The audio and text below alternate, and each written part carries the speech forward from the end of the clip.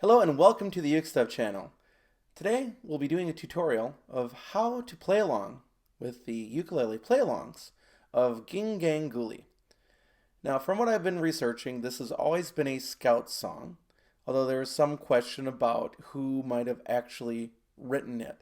Some of the lore says that Sir Baden-Powell himself, who started scouting in England, wrote the song and brought it to one of the first world jamborees. And it's a nonsense song, so it just has syllables that can be sung by anybody in any language without any meaning. So basically I was using it and have been using it with my elementary students, and I just think it's a great song. And I found this great version by Melinda Carroll, and I thought that would make a great play-along for you. Just want to remind you that this channel has a newer collaboration with ukutabs.com. So if you go to ukutabs.com, which should also be in the description below, you can actually find the chord chart, or what a lot of people call tabs, for this song.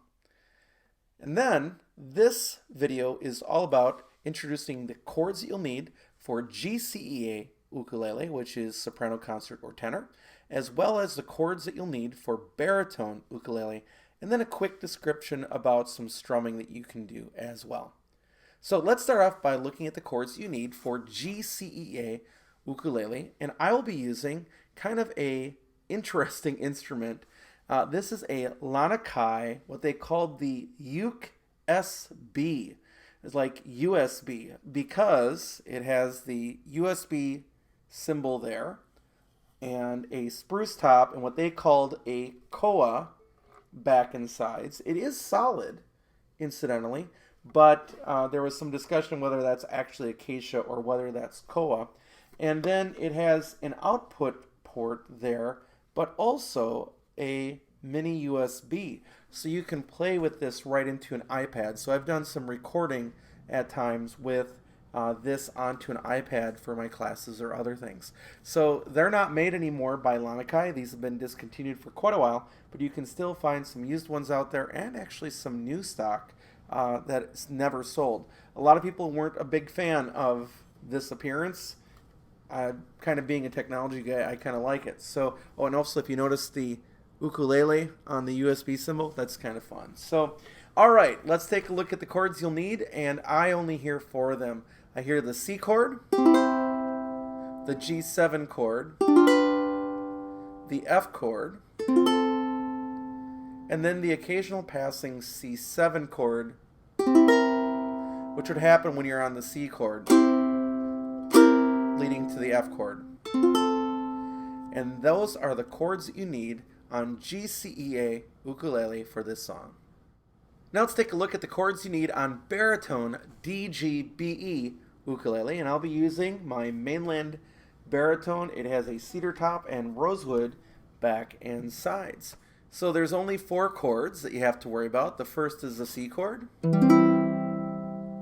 the G7 chord, and then the F chord. Now, a little trick with the F chord is you do the partial bar chord with the first and you just pull against the ukulele, and that helps you get clear sound there, and then you can put the other 2 fingers on. And if you pull against it, it makes it easier to play than just trying to squeeze it with your hands. So you allow the fact that you're holding the ukulele correctly to help you play that chord cleanly. And then the final chord you need is the C7 chord, which leads back to the F chord in the song. So when you're actually playing it, you'll play the C chord, make it a C7, which leads to the F. And those are the chords that you need on baritone DGBE ukulele for this song. So when it comes to strumming, there's a few things to do. I'm not even going to talk about what you hear at the beginning, which is what one of my friends called the Z chord. And basically that's just muting the strings and just strumming.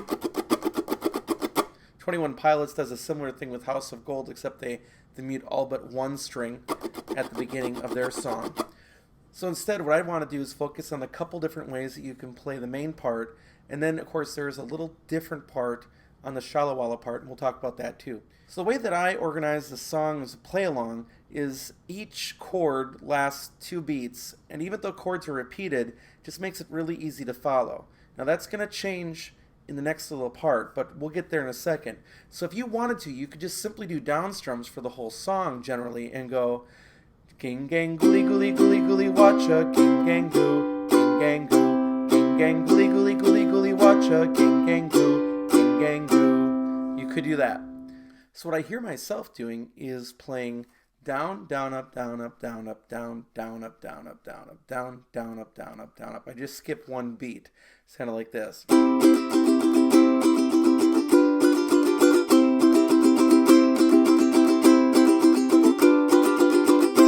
Slowly, it's down, down, up, down, up, down, up, down, down, up, down, up, down, up, down, up, down, up, down. So if I can sing along and do it along, it goes like this. Ging gang gooly gooly gooly gooly watcha ging gang goo ging gang goo ging gang gooly gooly gooly gooly watcha ging gang goo ging gang goo. And that just repeats through that first part and the second part of the song. So when you get to the shala walla part, the smaller chords are single strum. So you'd sing shala walla shala walla shala walla shala walla pa.